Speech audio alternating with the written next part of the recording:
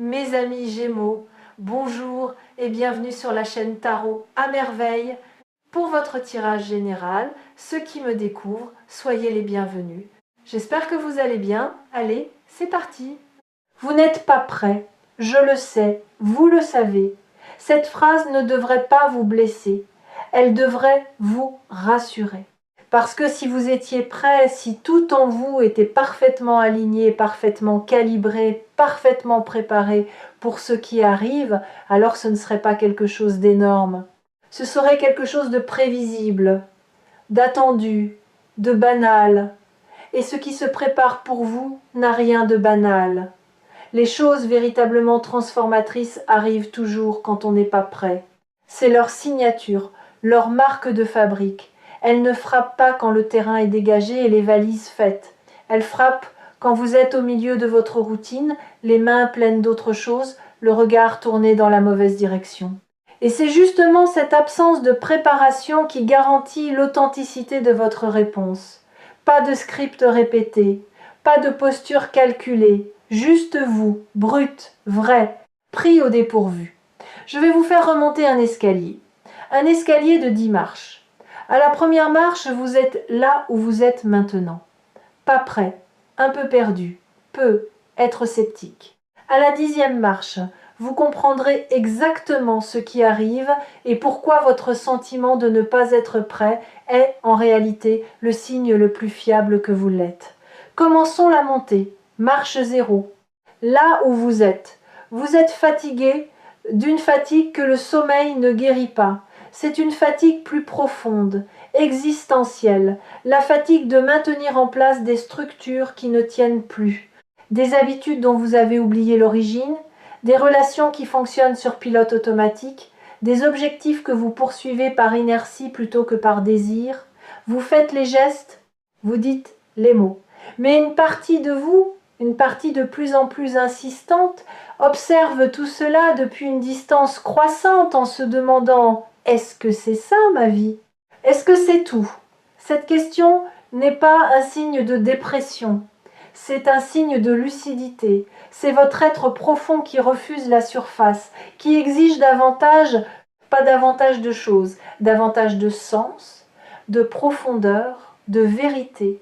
Et cette exigence que vous n'avez pas choisie, qui s'est imposée à vous comme une marée qui monte, est le prélude de ce qui arrive. Regardez autour de vous, regardez votre vie avec honnêteté. Il y a des choses qui fonctionnent, il y a des choses dont vous pouvez être fiers, mais il y a aussi ces poches de compromis que vous avez acceptées par fatigue. Ces endroits où vous avez dit oui alors que tout en vous disait non, ces arrangements avec votre propre vérité que vous maintenez en place, avec l'énergie du quotidien. Et cette énergie s'épuise. Non pas parce que vous êtes faible, parce que les compromis ont une date d'expiration. Et les vôtres arrivent à échéance. Ce qui est magnifique dans cette fatigue lucide, c'est qu'elle est le terrain le plus fertile qui existe pour le changement. Les gens satisfaits ne changent pas. Les gens confortables ne changent pas. Ce sont les gens fatigués de leur propre immobilité qui bougent. Et vous êtes prête à bouger. Votre corps le sait, votre cœur le sait. Seul votre mental proteste encore, accroché à ses habitudes comme un enfant à son doudou, marchin, ce que vous ne voyez pas encore. Pendant que vous vivez votre fatigue lucide, des pièces bougent en coulisses. Des connexions se forment entre des personnes, des opportunités et des circonstances dont vous ignorez l'existence. Quelqu'un, quelque part, a prononcé votre nom dans une conversation que vous n'avez pas entendue. Une idée qui germe dans l'esprit de quelqu'un d'autre porte votre empreinte sans que cette personne sache encore pourquoi. Un mouvement financier qui n'a apparemment aucun rapport avec vous est en train de créer un canal qui mènera directement à votre porte. Vous ne voyez rien de tout cela et c'est normal. Les plus grands changements de la vie se préparent dans l'invisible. Comme les racines d'un arbre travaillent sous terre pendant des mois avant qu'une seule feuille n'apparaisse. Vous êtes dans la phase souterraine, la phase où tout bouge mais rien ne se voit. Et cette phase est la plus frustrante qui soit, parce qu'elle ressemble à de l'immobilité, alors quel est le mouvement le plus intense que votre vie ait connu depuis longtemps? Vous avez peu être remarqué des synchronicités récemment, des coïncidences trop précises pour être aléatoires, un chiffre qui revient, un thème qui surgit dans des conversations sans lien entre elles. Un mot qui apparaît partout, dans un livre, sur une affiche, dans la bouche d'un inconnu. Ces synchronicités sont les fuites du système, les petites fissures par lesquelles l'invisible laisse entrevoir ce qu'il prépare. Ne les ignorez pas, ne les rationalisez pas, notez-les, même mentalement. Parce que quand ce qui se prépare se manifestera enfin, vous regarderez en arrière et vous réaliserez que les indices étaient partout, que l'univers ne vous a jamais laissé dans le noir total, qu'il a semé des lanternes le long du chemin, de toutes petites lanternes, juste assez pour que vous ne perdiez pas espoir dans l'obscurité. Marche 2, le paradoxe du non prêt. Voici quelque chose que personne ne vous a jamais dit. Le sentiment de ne pas être prêt est un mécanisme de protection, pas un diagnostic. Votre mental vous dit « tu n'es pas prêt », non pas parce qu'il a évalué objectivement votre niveau de préparation, mais parce que reconnaître que vous êtes prêt l'obligerait à céder le contrôle. Et le mental déteste céder le contrôle. C'est son travail de tout anticiper, tout calculer, tout prédire. Et quand quelque chose d'énorme approche, quelque chose qui échappe à ses calculs, il panique. Et sa panique prend la forme de cette phrase rassurante en apparence, mais paralysante en réalité. Tu n'es pas prêt, attends encore, le moment viendra, mais le moment ne vient jamais. Pas selon les critères du mental, parce que le mental pose des conditions infinies. Quand tu auras assez d'argent, quand tu seras assez confiant, quand les circonstances seront idéales, quand tu auras un plan B, un plan C et un plan D, ces conditions sont des portes qui ouvrent sur d'autres portes qui ouvrent sur d'autres portes.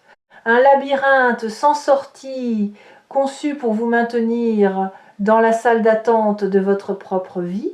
La vérité est que vous êtes prêt, pas au sens où tout est en place, au sens où tout ce que la vie vous a appris jusqu'ici vous a équipé pour ce moment.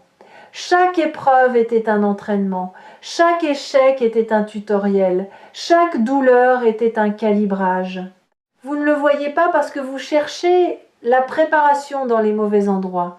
Vous la cherchez dans vos certitudes alors qu'elle vit dans vos cicatrices. Marche 3.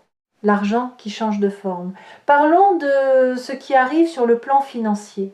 Parce que le mot énorme dans le titre de cette vidéo n'est pas une exagération. Il décrit la nature du changement, pas la taille du chiffre. Énorme ne signifie pas nécessairement des millions. Énorme signifie disproportionné par rapport à ce que vous attendiez. Suffisant pour modifier votre trajectoire. Assez pour créer un espace de respiration là où il n'y en avait pas. L'argent qui arrive va prendre une forme que vous n'aviez pas anticipée. Votre mental a une image très précise de comment l'argent est censé venir par le travail, par un employeur, par un échange direct de temps contre rémunération. Mais l'abondance ne respecte pas les modèles mentaux. Elle est créative, inventive. Elle emprunte des chemins que votre imagination n'avait pas cartographiés. Peut être que cet argent viendra par une résolution inattendue, un vieux dossier qui se débloque, un remboursement oublié qui refait surface, un héritage dont personne ne parlait. Peut être qu'il viendra par une proposition. Quelqu'un qui reconnaît votre valeur dans un domaine que vous aviez sous-estimé et qui met un chiffre sur ce que vous considériez comme sans prix. Peut être qu'il viendra par un déclic intérieur. Une idée qui s'illumine soudainement avec une évidence qui vous laisse pantelant et qui, une fois mise en œuvre, génère un flux que vous n'aviez jamais cru possible. Quelle que soit la forme, elle vous surprendra. Et cette surprise sera la preuve que ce qui arrive dépasse votre mental. Parce que ce que le mental peut prévoir, le mental peut aussi limiter. Ce qui vous surprend échappe à cette limitation. Et l'illimité est exactement ce dont votre vie financière a besoin en ce moment. Voici ce que je perçois avec clarté. L'argent qui arrive ne sera pas seulement une somme, ce sera un déclic, le genre de déclic qui change votre rapport à l'argent de manière permanente. Jusqu'ici, votre rapport à l'argent était un rapport de tension. Vous pensiez à l'argent avec le même état d'esprit qu'on pense à un prédateur, avec vigilance, avec méfiance, avec cette hyperconscience anxieuse de sa présence ou de son absence. Après ce déclic, votre rapport sera différent, plus détendu, plus fluide, non pas parce que vous aurez soudain des millions, mais parce que vous aurez expérimenté de manière concrète et incarnée que l'argent peut venir à vous sans que vous ayez à vous épuiser pour l'obtenir. Que l'effort n'est pas la seule monnaie d'échange, que parfois la réceptivité produit davantage que l'acharnement. Et ce déclic, une fois vécu, ne peut pas être dé. Il s'installe dans votre système comme une mise à jour irréversible, et chaque interaction financière future sera colorée par cette nouvelle compréhension. Vous négocierez différemment, vous demanderez différemment, vous recevrez différemment, non pas parce que vous aurez appris une technique, parce que vous aurez vécu une expérience qui a réécrit vos règles intérieures. Marche 4. L'appel qui couve. Il y a un appel dans l'air. Pas seulement un appel téléphonique, même si c'est la forme qu'il prendra peut être. Un appel au sens large, un contact. Une manifestation de présence de quelqu'un que vous attendez sans l'admettre. Cette personne traverse un processus parallèle au vôtre. Elle aussi se sent pas prête. Elle aussi hésite. Elle aussi porte un mélange d'envie et de peur qui la maintient dans un état d'oscillation permanente. Mais l'oscillation touche à sa fin, le pendule ralentit. Il s'apprête à se fixer d'un côté, et le côté vers lequel il penche, c'est le vôtre. Ce qui pousse cette personne vers vous n'est pas la nostalgie, c'est la reconnaissance. La reconnaissance tardive, mûrie par l'absence, que ce qu'elle avait avec vous n'existe nulle part ailleurs.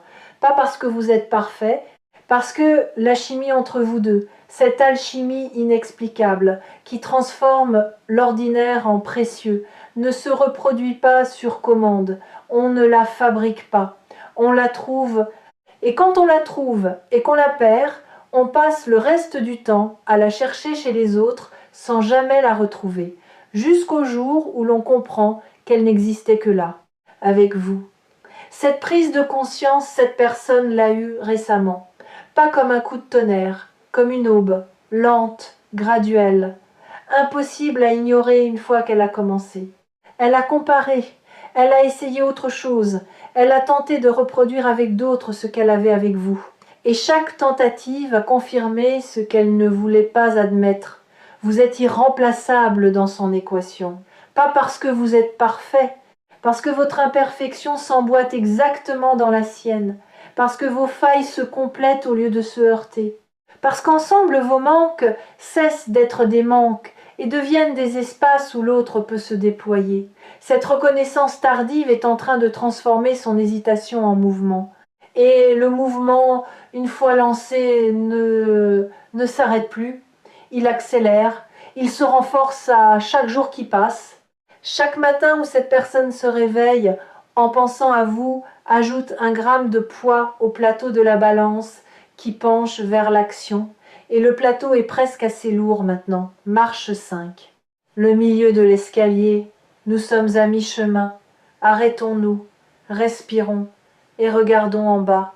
Voyez le chemin parcouru depuis la marche 0. Vous étiez fatigué, sceptique, pas prêt, et en 5 marches, quelque chose a déjà changé. Pas dans votre vie, dans votre perception. Vous commencez à entrevoir la possibilité que ce qui arrive n'est pas une menace. C'est un cadeau emballé dans du papier que votre mental ne reconnaît pas. Et le fait de ne pas reconnaître l'emballage ne dit rien sur la valeur du contenu. Si cette vidéo vous a trouvé sur Tarot à merveille, c'est que vous êtes exactement au milieu de cette ascension. Ni en bas dans l'ignorance, ni en haut dans la compréhension totale. Au milieu. dans cet espace inconfortable mais fertile où le doute coexiste avec l'espoir, où la peur marche à côté de l'excitation, où vous ne savez pas encore ce qui vous attend, mais vous sentez dans chaque fibre de votre être que c'est réel. Marche 6. Ce que l'énorme exige de vous, ce qui arrive va exiger quelque chose de vous, pas un sacrifice, pas une épreuve supplémentaire, un lâcher-prise, le lâcher-prise de votre image de vous-même, l'image du survivant, de celui qui se débrouille avec peu, de celui qui n'attend rien pour ne pas être déçu, de celui qui a fait de la modestie une armure et du manque une identité. Cette image vous a servi, elle vous a porté à travers des périodes où porter était tout ce que vous pouviez faire, mais elle est devenue trop petite, comme un vêtement d'enfant sur un corps d'adulte. Vous avez grandi au-delà de cette image et elle vous compresse, elle vous empêche de respirer pleinement, de rêver pleinement, de recevoir pleinement. L'énorme exige que vous acceptiez une nouvelle image de vous-même, pas une image grandiose ou prétentieuse, une image juste, qui reflète non pas ce que vous avez été, mais ce que vous êtes devenu. Quelqu'un de capable, de digne, de suffisamment solide pour porter l'abondance sans qu'elle le détruise. Cette image vous fait peur parce qu'elle implique une responsabilité, la responsabilité de vivre à la hauteur de ce que la vie vous offre. Mais cette responsabilité n'est pas un fardeau, c'est un honneur. Et voici un secret que les gens qui réussissent leur transformation ne partagent presque jamais. Le moment le plus difficile n'est pas la traversée de l'épreuve, c'est le moment juste après, le moment où l'épreuve est terminée et où vous devez apprendre à vivre sans elle, parce que l'épreuve, aussi douloureuse qu'elle soit, finit par devenir familière. Elle devient votre identité, vous êtes celui qui lutte, celui qui survit, celui qui fait face. Et quand la lutte n'est plus nécessaire, quand la survie cède la place à la vie, vous vous retrouvez face à un vide, non pas un vide de manque, un vide d'identité. Qui suis-je si je ne suis plus en train de lutter? La réponse est vous êtes quelqu'un de libre. Et la liberté, au début, est vertigineuse. Elle ressemble au premier pas hors d'une cage dont la porte est restée ouverte pendant des jours avant que vous osiez la franchir. Mais une fois franchi, ce pas est irréversible. Et le monde de l'autre côté est plus vaste que tout ce que la cage vous permettait d'imaginer. Marche 7. Le lien entre l'argent et l'appel, vous vous demandez peut-être pourquoi l'argent et cet appel arrivent en même temps. C'est pas une coïncidence, c'est une cohérence. Les deux sont des manifestations du même mouvement. Le mouvement de votre vie qui passe du mode survie au mode expansion. En mode survie, tout est serré, l'argent est compté, les relations sont contrôlées, les émotions sont rationnées. Chaque ressource est gérée avec la paranoïa de celui qui pense qu'il n'y en aura jamais assez. En mode expansion, tout circule. L'argent vient et va avec fluidité. Les gens entrent et sortent de votre vie avec grâce. Les émotions sont vécues pleinement, sans la censure du mental qui décrète lesquelles sont autorisées. Vous passez du premier mode au second. Et dans cette transition, l'argent et l'appel sont les deux premiers signes visibles du changement, les éclaireurs du nouveau régime, les preuves tangibles que l'expansion a commencé, marche 8. Ce qui se passe quand vous décrochez. Quand l'appel viendra, quand vous décrocherez, que ce soit un téléphone ou une porte ou un regard, quelque chose d'inattendu va se produire. Le scénario que vous aviez préparé, consciemment ou non, va voler en éclats, parce que ce que cette personne aura à vous dire ne correspond à aucun de vos scripts mentaux, ce ne sera pas une excuse, ce ne sera pas une déclaration, ce ne sera pas une explication de son absence, ce sera plus simple et plus profond que tout cela. Ce sera une question, une vraie question, pas rhétorique, sincère. Et cette question vous laissera sans voix, non pas parce qu'elle est complexe, parce qu'elle est exactement la question que vous vous posez à vous-même depuis des semaines sans oser y répondre. Et dans ce moment de miroir, Dans cette collision entre la question de l'autre et votre propre questionnement intérieur, quelque chose va fondre. Une couche de glace dont vous ne soupçonniez même plus l'existence parce qu'elle faisait partie de votre paysage intérieur depuis si longtemps, et sous cette glace il y a de l'eau vive, chaude, en mouvement. Cette eau vive, ce sont les émotions que vous avez retenues, les mots que vous n'avez pas prononcés, les tendresses que vous n'avez pas exprimées, les aveux que vous n'avez pas faits, pas à l'autre, à vous-même. Parce que les plus grands aveux ne sont pas ceux qu'on fait aux autres, ce sont ceux qu'on se fait à soi-même. L'aveu que vous vous souciez encore, l'aveu que l'indifférence que vous affichez est un costume, pas une peau. L'aveu que sous le blindage du « j'ai tourné la page », le livre est encore ouvert au même chapitre. Et quand cette glace fondra, quand ces aveux intérieurs remonteront à la surface, vous découvrirez que la vulnérabilité n'est pas la fin de la force, elle est son expression la plus pure.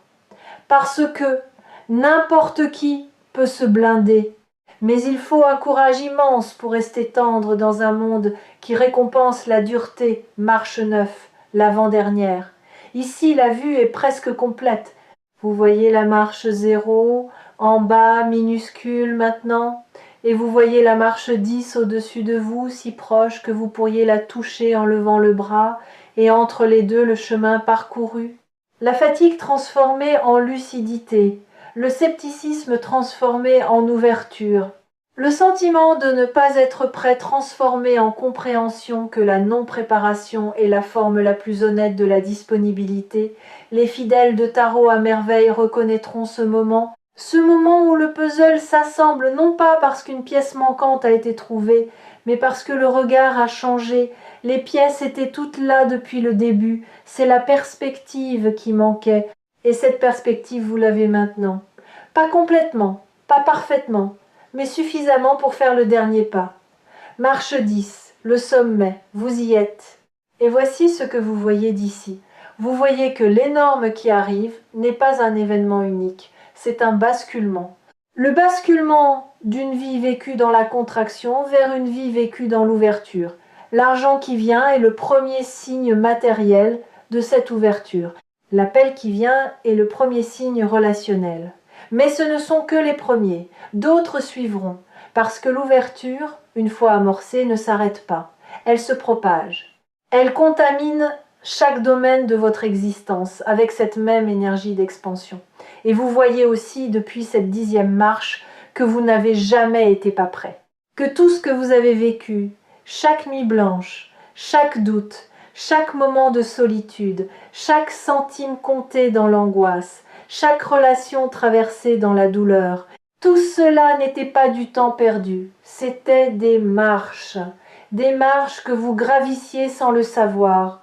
Et maintenant que vous êtes en haut, maintenant que la vue est dégagée, vous comprenez que le chemin n'était pas le problème, le chemin était la solution. Chaque pas vous rapprochait de ce sommet, et ce sommet, c'est maintenant. Quelque chose d'énorme arrive, et vous êtes prêt, pas malgré votre sentiment de ne pas l'être, grâce à lui.